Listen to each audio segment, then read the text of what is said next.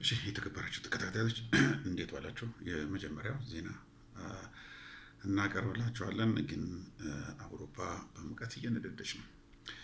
እስኪ ወደ ዜናችን እንሂድ። በአሁኑ ወቅት በአውሮፓ አህጉር ታይቶ የማይታወቅ የሙቀት ማዕበል ተከስቶ በርካታ ሀገራት ለከፍተኛ ቀውስ ተዳርገዋል። በተለይ ስፔን፣ ፈረንሳይ፣ ጣሊያን፣ ጀርመን፣ ሃንጋሪና ሮማኒያ የዚህ ከባድ የአየር ንብረት መዛባት ቀዳሚ ተጠቂዎች ሆነዋል። በአህጉሪቱ የሚገኙት አብዛኛው አካባቢዎች የሙቀት መጠኑ ከ35 እስከ 40 ዲግሪ ሴንቲግሬድ የደረሰ ሲሆን አንዳንድ ሰፈሮች ደግሞ ከ40 ዲግሪ ሴልሺየስ በላይ የሆነ ተመዝግቧል። ሁኔታው ተከትሎ የየሀገራቱ የጤና ባለስልጣናት ከፍተኛ አደጋ ደረጃ የሚያሳይ ወይ ደግሞ ሬድ ዋርኒንግ ማስጠንቀቂያ ወጥተዋል። ይፋዊ መረጃ እንደሚያሳየው ከሙቀቱ ጋር ተያይዞ በአህጉሪቱ እስካሁን የ1300 ሰዎች ህይወት ያለፈ ቢሆንም አረጋውያን፣ ህጻናት፣ ስር የሰደድ በሽታ ያለባቸው ወገኖች ይበልጥ ለጉዳት ተጋልጠዋል ብሏል። የሚያስገርመው ግን ይሄ ሙቀት በአፍሪካ ለምሳሌ በቀይ ባህር አካባቢ ያሉት ግብጽ ማለት ግብጽ ምትተን ሱዳን፣ ፖርት ሱዳን ማለት ነው፣ አሰብ፣ ምጽዋና የጅቡቲ ወደቦች እዛ ባህር ላይ ያሉ አካባቢዎች ኤር ኮንዲሽን የሚባል የላቸውም። ኤር ኮንዲሽን የሚባል የላቸውም። ይኖራሉ ግን ችለው ተቋቁሞት ማለት ነው። እነሱ ግን ይሄ እንደ አንድ በቃ ትልቅ እንትን ሆነ። ምክንያቱም በጣም ቀዝቀዝ ያለ ቦታ ላይ ይኖሩ ስለነበረ ማለት ነው እንጂ ሙቀቱ ይሄን ያህል ብዙ የከፋ አይደለም። 45 ድረስ ይኖራል፣ የሰው ልጅ ይኖራል።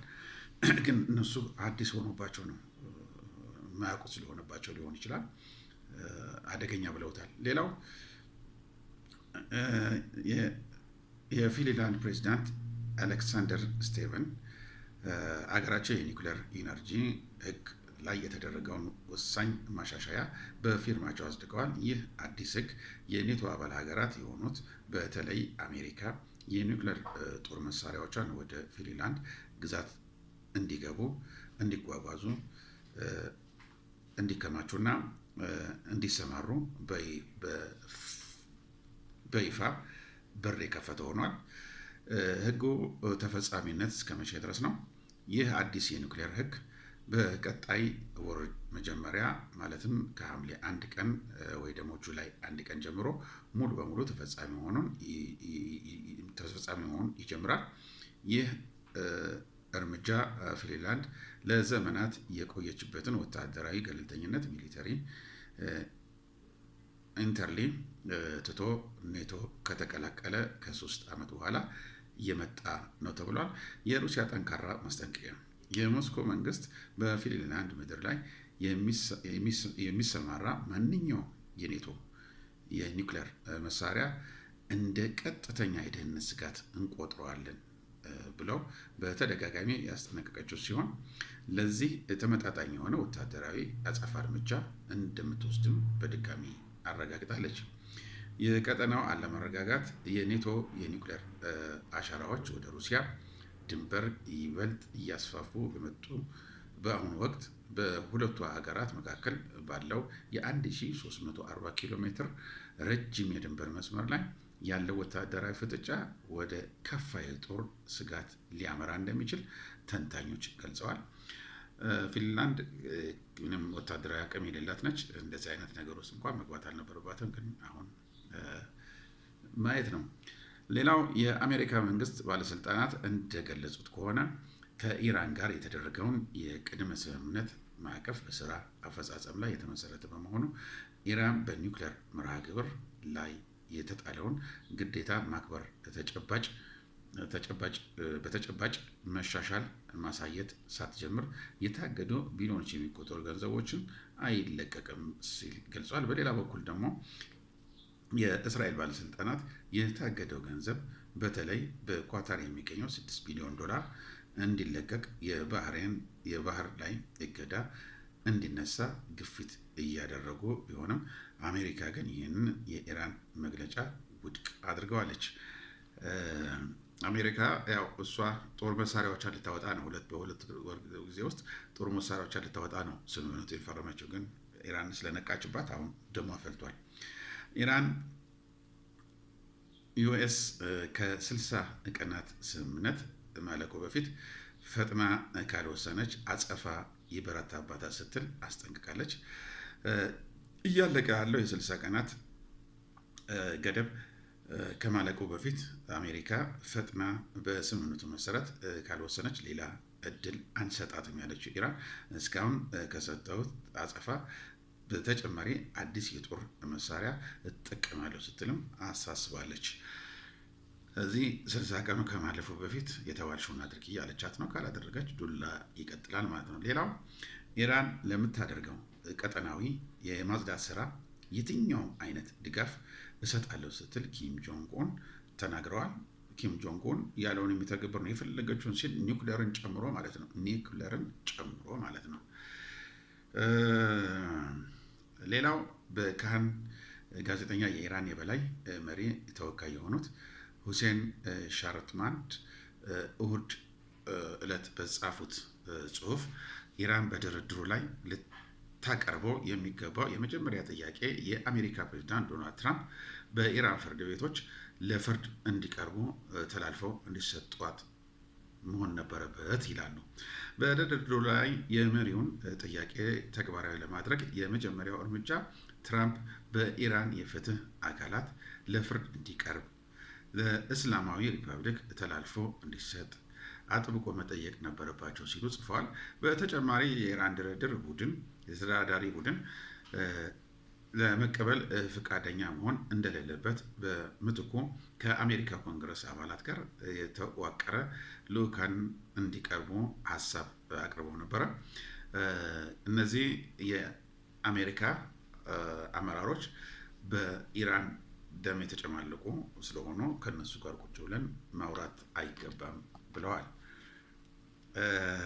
ሌላው ትራምፕ ተስፋ ያስቆረጠው የምሽቱ አስደንጋጭ መግለጫ ከአሜሪካ ጋር መግባት የምንችለው በጠረጴዛ ዙሪያ በሚደረገው ድርድር ሳይሆን የጀመርነውን ጦርነት አጠናክረን በመቀጠል ነው ሲሉ የኢራን ጠቅላይ መሪ ሙጀቢን ካሚኒ ለአልጀዚራ ተናግረዋል።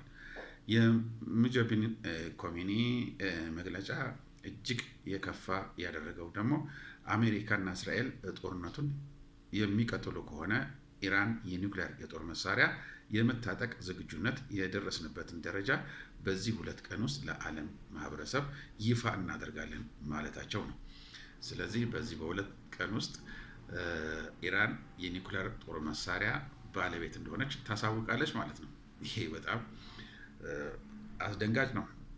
እጅግ ዘመናዊና ለማቆም የሚከብድ የሩሲያ የቅርብ ጊዜ ወታደራዊ ድሮኖች። የሩሲያ አዳዲስ የድሮን አይነቶች በማስተዋወቅ ነባር ስርዓቶችን በማሻሻል የድሮ አቅሟን ማሳደግ ቀጥላለች። የድሮን አቅሟን ማሳደግ ጀምራለች። በቅርብ ጊዜ የፈጠራ ውጤት መካከል ዋና ዋናዎቹ ጌራን 2 ሲከር ወይ ድማ ጌራን 4 ሲከር የተሻሻለ በኤአይ የሚሰራና የጠላት የአየር መከላከያ ሰብሮ የመግባት አቅም ያለው አጥፍቶ ጠፊ ድሮን። ሁለተኛ ደግሞ ሲቪሪያች 5 የጂፒኤስ ምልከታ በሚቆራረጥበት ጊዜ በእይታ ኦድሜንት አማካኝነት ወደ መነሻ መመለስ የሚችል ባለ 4 ክንፍ ድሮን ነው። ሶስተኛ ደግሞ ጂኦስካል 701 ሙሉ በሙሉ በሩሲያ የተሰራ ተቀጣጣይ ውስጣዊ ሞተር የተገጠመለት በስፋት የተመረተ የመጀመሪያው ባለ ቋሚ ክንፍ ድሮን ነው። ሌላኛው ደግሞ ኪያንስ ቬሺፒ ኦሌግ የተባለ ነው።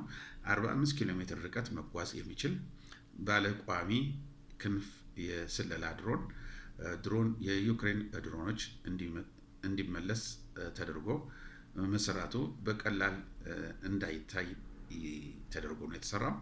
ሌላው አርቲሜዲ 10 ይህ ደግሞ የኤፍፒ ድሮን የኮምፒውተር እይታ ከተሽከርካሪ ላይ መተኮሻ አቅም ጋር በመመጣጠን ለጦር ሜዳ ቅርብ በሆነ ቦታ በፍጥነት መሰማራት የሚችል ነው። በማንኛውም መኪና ተጭኖ የሚጓዝ ነው። ሌላኛው ደግሞ ሱፐርካም M180 ይህ እጅግ በጣም ተጠማዛዥ ድሮን የጠላትን ድሮኖች ጥቃት ከመሰንዘራቸው በፊት ቀድሞ ለመለየት ለማምለጥ እና ለመቋቋም የሚረዳ AI ተገጥሞለታል። ሌላኛው ደግሞ ላዲያ 12 የጭነት አቅሙ ለመጨመር የሚያስችል ባለ 2 ዘንግ መሽከርከሪያ የተሰራለት የተሻሻለ ከባድ ድሮን ሲሆን ለትራንስፖርት ምቹና አነስተኛ ቅርጽ ያለው ነው። ሌላኛው ደግሞ ኮርቪ በአጭር ታክቲካዊ ርቀት እስከ 15 ኪሎ ግራም ክብደት መሸከም የሚችል ባለ 6 ክንፍ ከባድ ድሮን ነው። እነዚህን አሁን ወደ ስራ አስገብታቸዋለች ማለት ነው። ሩሲያ እጅግ ዘመናዊ የሆኑ ድሮኖች ብላ ካስቀመጠቻቸው ማለት ነው። የዛሬው ፕሮግራማችን ይህን ይመስላል። ስለተከታተላችሁ እጅግ በጣም አድርገን እናመሰግናለን። ሰላም ዋሉ። ቻው ቻው።